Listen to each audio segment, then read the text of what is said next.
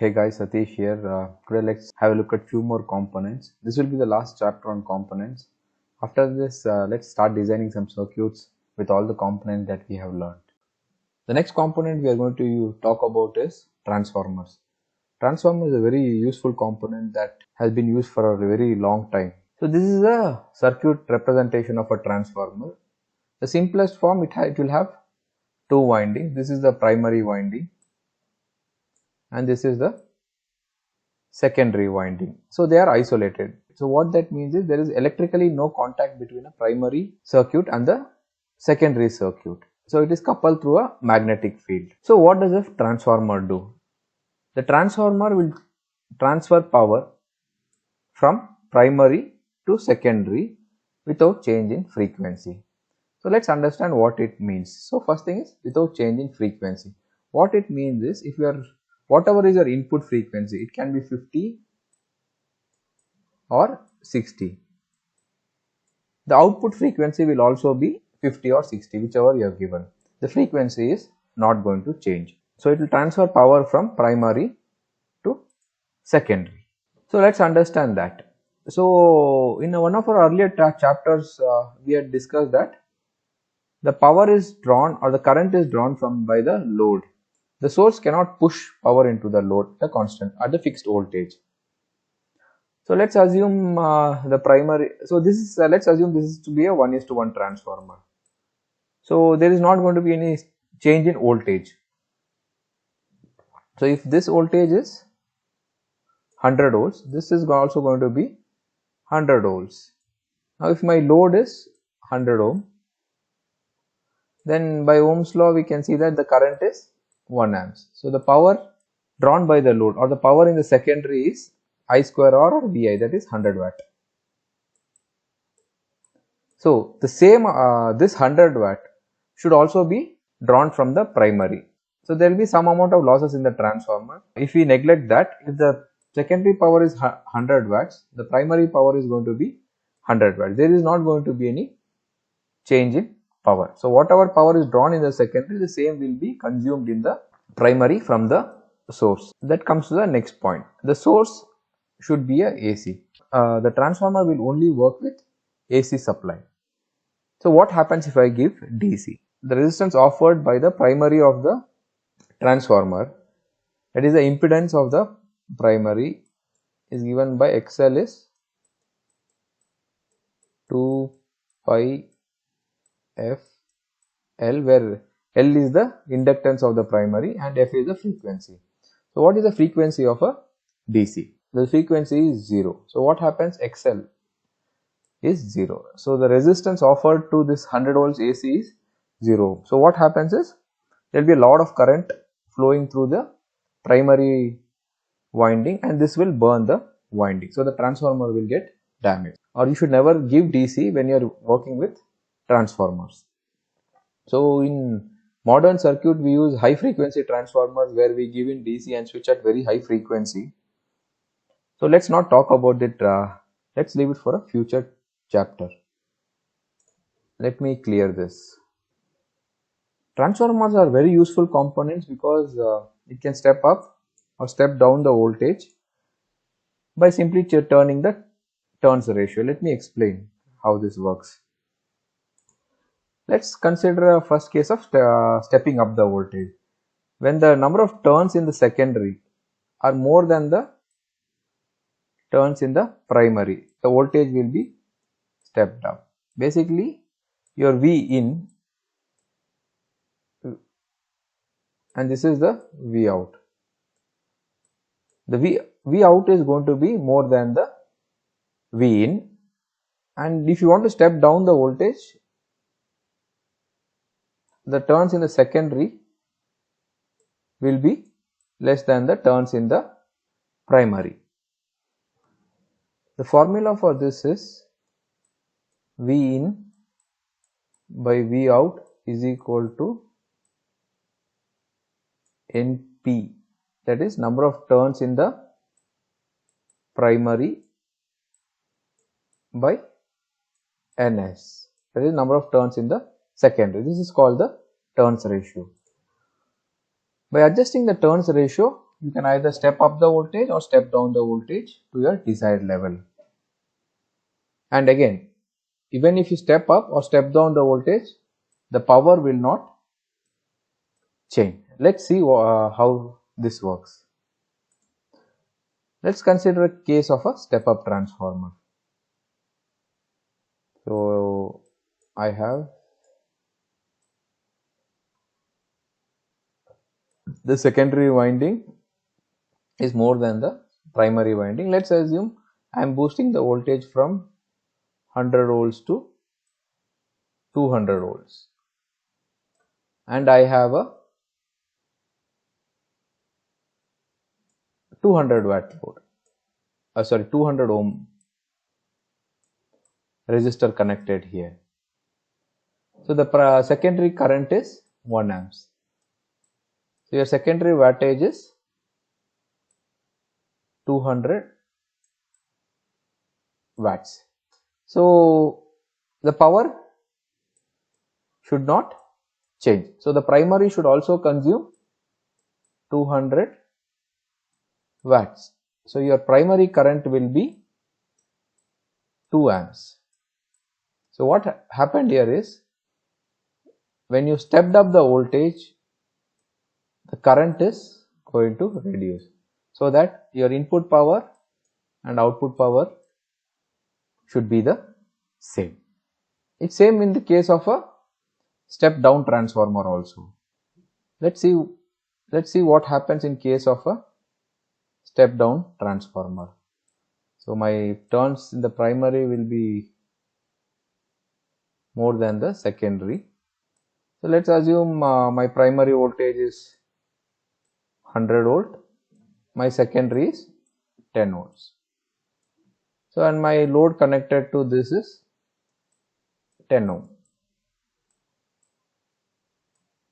So my current is going to be 1 amps. So the power is going to be 10 watt. So now the primary power should also be 10 watt. So the current is going to be 0.1 amps. Irrespective of if you are stepping up or stepping down the voltage, the power is going to remain constant. So whatever the load is drawing in the secondary, the same power will be drawn from the primary. So now let's see what are the specifications that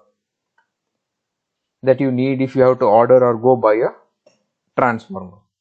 So the first one is, what is your input to output voltage? You have to go and tell them that you will need a 220 to, let's assume, a 12 volts transformer. So you will have to tell them what is your input and what is your output voltage, and of course you have to tell them the frequency. So let's consider a case in India where the frequency is 50 hertz. You have to tell them what is the current you are planning to draw from the secondary. For example, it's a 1 amps. So you have to tell them that you will need a 220 to 12 volts transformer where the load current is 1 amps. You have to also tell them the type of mounting. Some will be PCB mounted, some will be panel mounted. So you have to also tell them that what kind of a mounting it is. Let's quickly simulate a transformer in Proteus. You guys, I think, would have gotten used to creating a new project by now.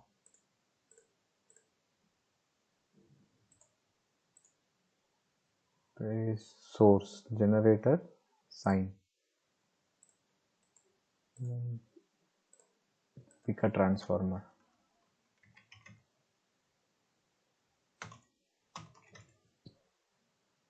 So I forgot to tell you. So in a transformer, it will always have one primary winding. It can have multiple secondary windings. So you are going to give the supply here, and from here you can tap out different voltages.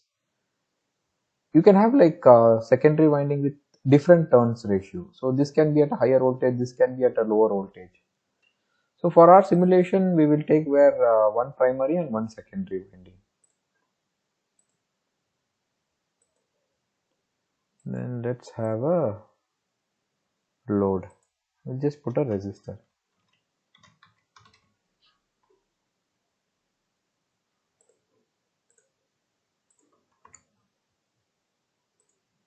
Let me just complete this circuit. I'll put a terminal, ground. Let me place some meters.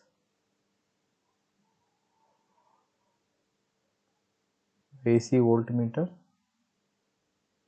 So voltmeter will be connected in parallel to the supply. Place one in the secondary also.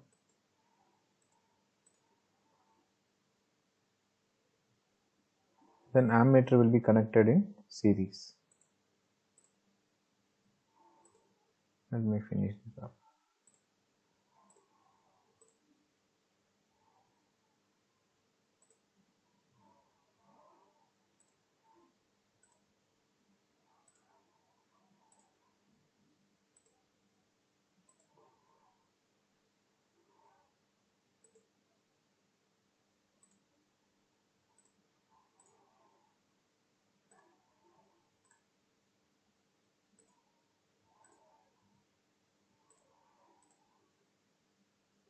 And all these instruments will be measuring the RMS voltage.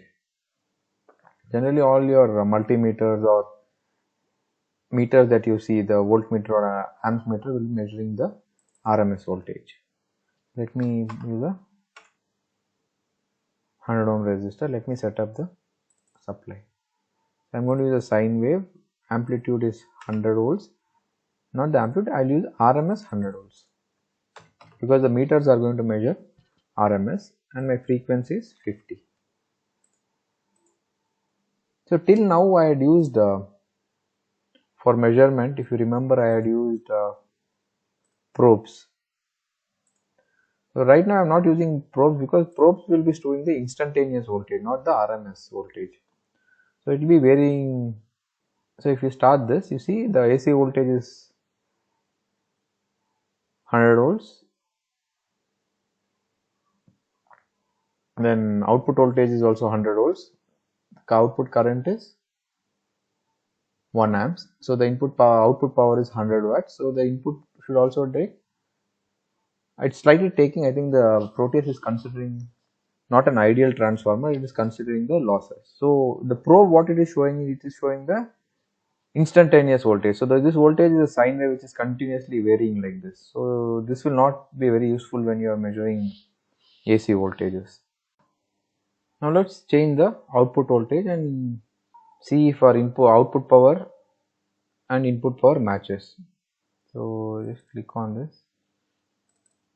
So they are directly not given the turns ratio. They are given coupling factor and primary inductance and secondary inductance. So changing the secondary inductance should increase our output voltage. Let's see. Yeah. So now what has happened is our output voltage has increased to 141 volts. Now let's see what is the output power or the secondary power. Is 141 into 1.41, that is VI, that's around 200 watts. So our input should also be around 200 watts. Yeah, it's around 100 into 2 amps. So it's slightly more than the output. So this is what we are expecting, irrespective of whether we are stepping up the voltage or stepping down the voltage, the power should not change. Whatever power is being drawn by the load in the secondary, same power should be drawn from the source in the primary, and the frequency should not change. So that's it for transformers. Let's have a look at a couple of sensors. So which we will use these sensors in the first circuit that we designed. The first one is an LDR. LDR is a light dependent resistor. The resistance of this resistor depends upon the intensity of light falling on it. So what it means is, for example, let's assume that if no light is falling on this resistor, it is 100 kilo ohm without any light. So as soon as you shine some light on it, it will become, for example, 1 kilo ohm. And this variation depends upon the intensity of light falling on it. Lesser intensity of light, this will be a higher resistance. So similarly, a thermistor is a device where the resistance depends upon the temperature. So there are two types of thermistor. One is positive temperature coefficient, other will be a negative temperature coefficient. In one case, as the temperature increases, the resistance will decrease. This is a negative temperature coefficient. So this is very commonly available.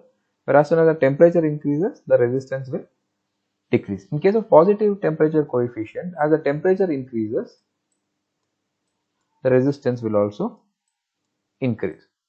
When you are designing a circuit to use up these sensors, a microcontroller or any analog circuit that you built cannot directly sense a resistance. You have to convert this resistance into voltage. You have to convert this resistance into voltage, and this varying voltage can be used in any analog circuit with op amps or microcontroller ADC. We can get this voltage and then use a conversion to get the resistance or to perform your desired action. So let it be any sensor, you have to finally convert it into voltage for your microcontroller to work or your analog electronic circuit to work. So now how do I convert this resistance into voltage?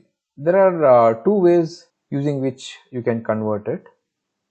The first one is you just using a potential divider. So you can use a fixed resistance of, let's say, 10 kilo ohm, which is connected to 5 volts here, and you can have this LDR which is connected to 0 volts here, and this point you can use. So when this resistance changes, this voltage here will change. The output is nothing but 5 into R2 divided by R1 plus R2. So if R2 is varying, this voltage will vary. So this is the simplest way to convert change in resistance to change in voltage which our circuit will require. Another way to do this is you can have a current source, for example 1 milliamps, and you can make it flow through a resistor which is varying. It can be either this or LDR, and as the resistance varies, your voltage here will vary. You can use this variation in voltage to perform your action. So one is using a current source, another one is using a voltage divider. Voltage divider is the simplest one that you can use. Let's search on Mauser. The LDRs are also called as photoresistors. So if you search for that, for some reason there is only one photoresistor on Mauser. So you can open up the data sheet. This is how an LDR is going to look. Okay, so now there is, if you look at the graph, this is a graph here. So this is the intensity of a light, and almost zero intensity it is at 10 mega, and at full intensity, that is extremely bright sunlight, it will be around in kilo ohm. So when you select the other resistor in our voltage divider that we talked about, I mentioned that we are going to use one resistor on top, and this is going to be a fixed resistor. So what should be this value of R? So now we know that this one is going to vary from 1 meg to 1 kilo. So we should select something in between so that we get a good variation in the middle, that is around 10k, or your point of interest, at what lux you want it to change over. Let's all quickly get a thermistor data sheet.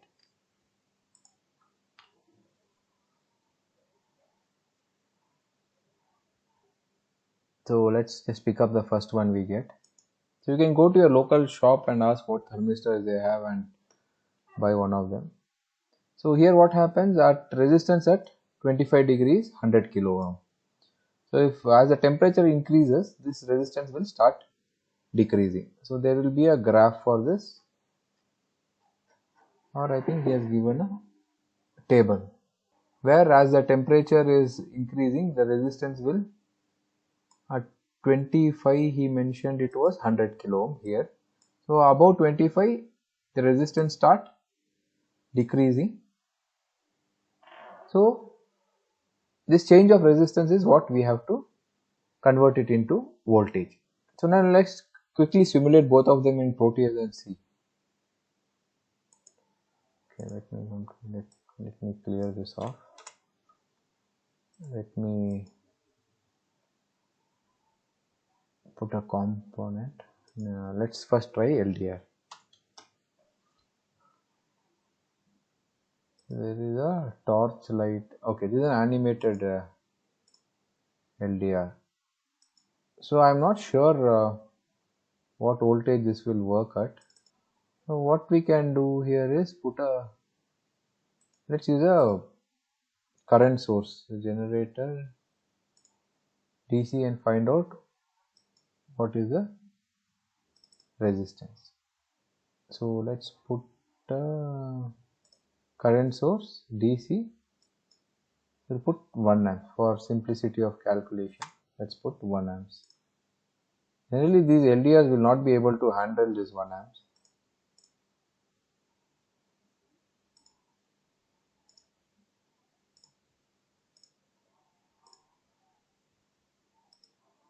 I'll just put a probe here.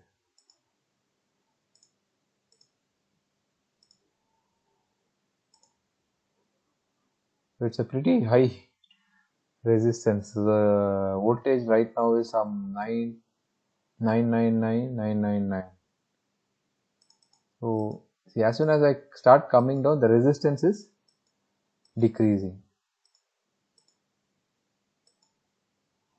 It will become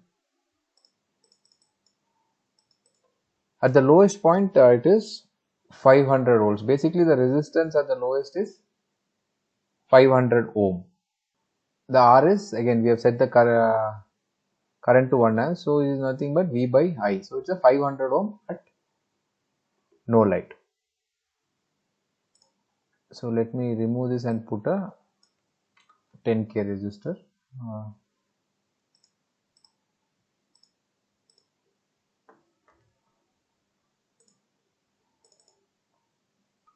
That's a 10k resistor. Let me put a supply. I'll put a voltage source. So let's use a 5 volts voltage source, VDC.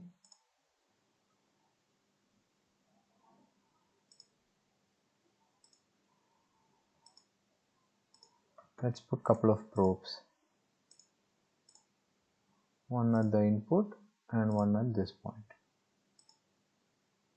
So now when you can see the change in voltage here, when the intensity of light is very, so it's varying from 5 volts to close to 0 volts. Okay, that is why I've used a 10k resistance, so that I get this variation. So if I use a very low resistance, I will not get this variation. If I use a very high resistance also, I would have not got this variation. So selecting something in the middle, you will be able to get good voltage variation. Now let's quickly use a thermistor and see how we can convert the change in thermistor resistance to voltage. I go to transducer. I'll just pick one of these.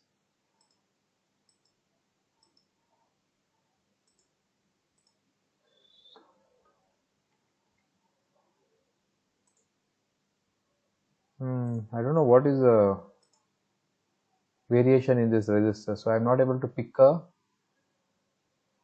top resistor to drop the voltage. So I'll connect a current source and see what is the variation of this resistor. If you have the resistor, you can check the data sheet and find out. I'm not sure what is the resistance for this generator DC. So I'll just use a 1 amps current source. I'm using 1 amps for simplicity of calculation, that's it. If you pass 1 amps through this thermistor, it's going to blast. Okay,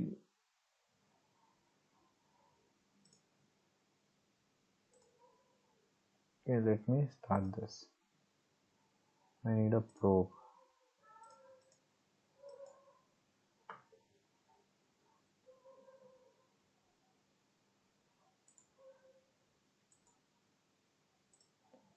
So at 25 it is around 840 ohm. So I will use a resistor that is around top resistor that is around 840 ohm.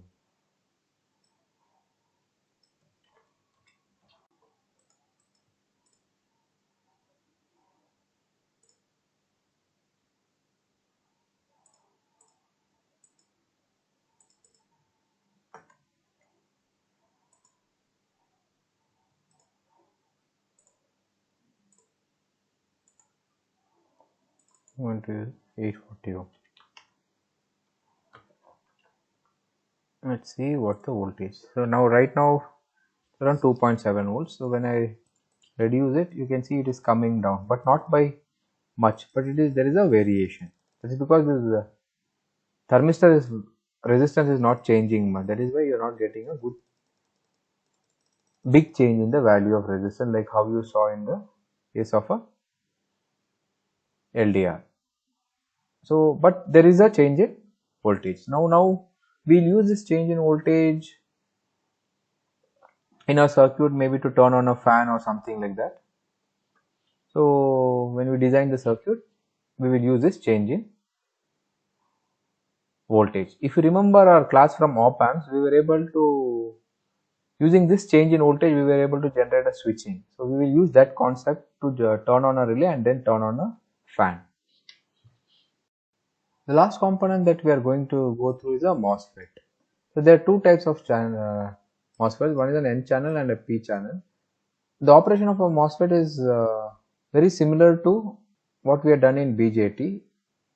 Here N channel will be used where we had used NPN transistor, and P channel where we had used a PNP transistor. There are some key differences which I'll point out. One is gate is voltage control. If you remember our transistor design, we were trying to limit the base current to a particular value so that we put it into saturation. In case of a MOSFET, its gate is voltage control. Like 0 volt will turn off the MOSFET, and some, for example, 5 volts. If you give 5 volts, it will turn on the MOSFET. In transistor, we had three modes. One is off, amplification zone, and saturation. But in MOSFET, it is there is no amplification. It's only either it's off or it is on.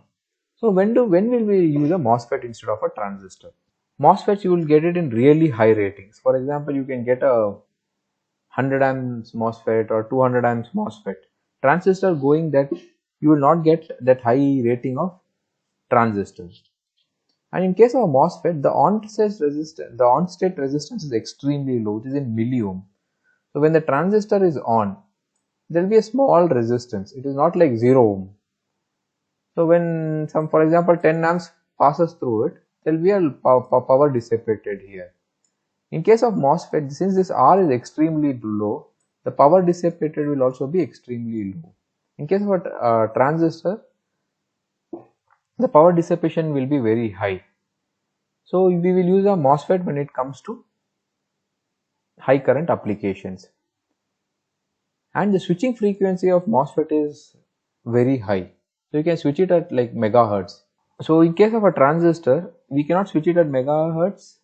One, it doesn't switch fast, and the switching losses, that when the transient state from when it turns from off to on is high. So if you use transistor in applications where you are using like 1 kilowatts or 2 kilowatts application, the transistor is going to heat up a lot. So when it comes to high frequency switching or very high current load, we are going to go for a MOSFET. So why do I use a transistor? Well, I can use a MOSFET in all the applications. Yeah, you can use it, but transistors are extremely low cost for lower power rating. For example, if you want to just turn on a relay or drive a high power LED, then you can use a transistor, because it is like you will get a low power like sub 1 amps, like 100 milliamps, 200 milliamps at a very low cost when compared to MOSFETs.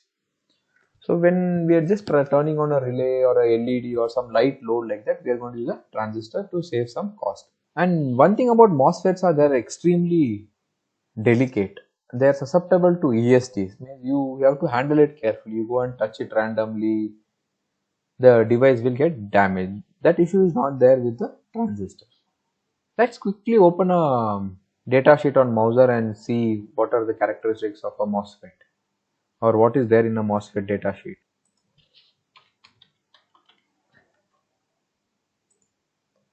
So let's search for a 1 amps or a 10 amps MOSFET, single channel,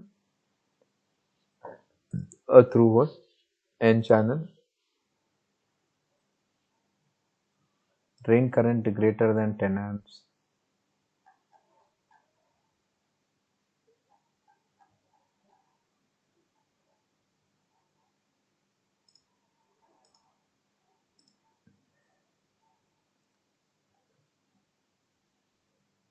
Okay, let's just open one of this randomly and just go through it.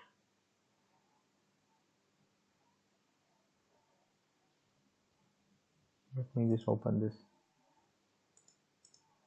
If I go to the data sheet,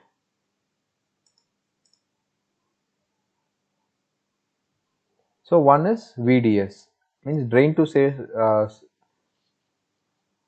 source voltage. You should not it should not exceed 60 volts. If you exceed 60 volts, this MOSFET is going to get damaged. And even gate voltage should not exceed 10 volts, or else this MOSFET will be damaged.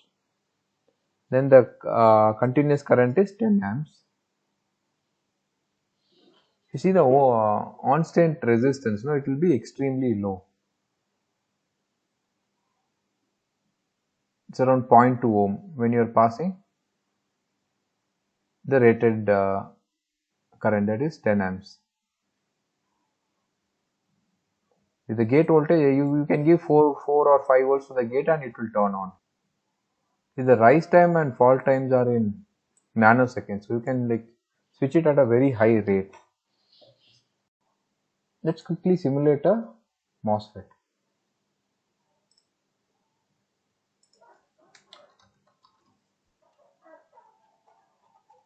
So as I told you, I'll use this IR of 540, or any of them will work. Not an issue.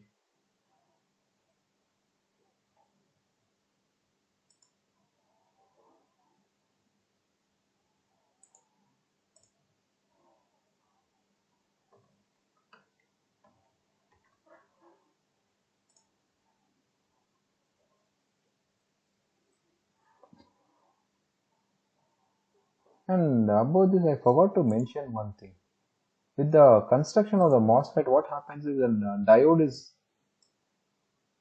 internally built into the layer. Means it's not an external diode you are putting to the MOSFET. Because the construction of the MOSFET, there is a diode in this direction. So what you have to be extremely careful that you can only stop the current flowing in this direction by using the gate. If the current is flowing in this direction, irrespective of whatever is the gate, whether it is high or low, the current will continue to flow.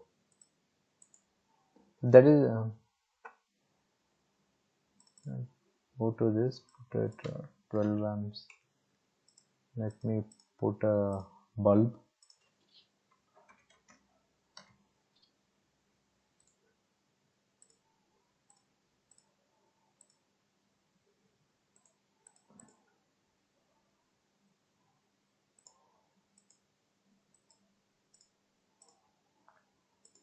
So you don't, we'll place a very small resistor in the base, for example, like around 1k or 200 ohm, it will work. This is to avoid ringing. So if you go, so I'll not go detail into, you can read, there's a lot of literature on it, you can read up on it.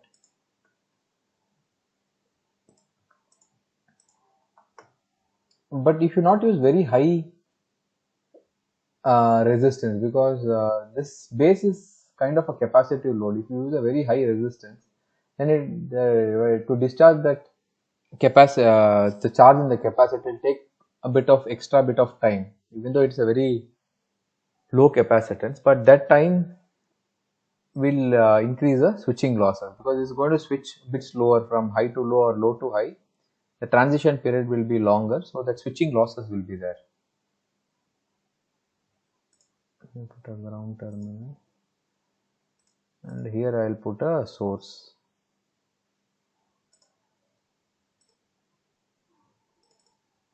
I'll use pulse.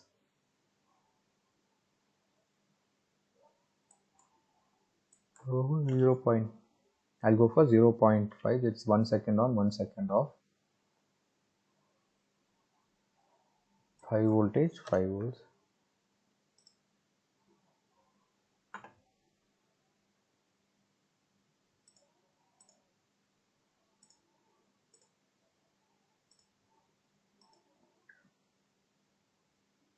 Turn it on. So you can see the bulb turn on and off. So it is very similar to how we were controlling a transistor. Only thing is it's easier to, the base control of a MOSFET is much easier. You give 5 volts, it will turn on. You don't have to worry about the limiting the base current or adjusting the gain or anything like that. Hope you guys were able to understand this. As an assignment, you can simulate a P channel MOSFET.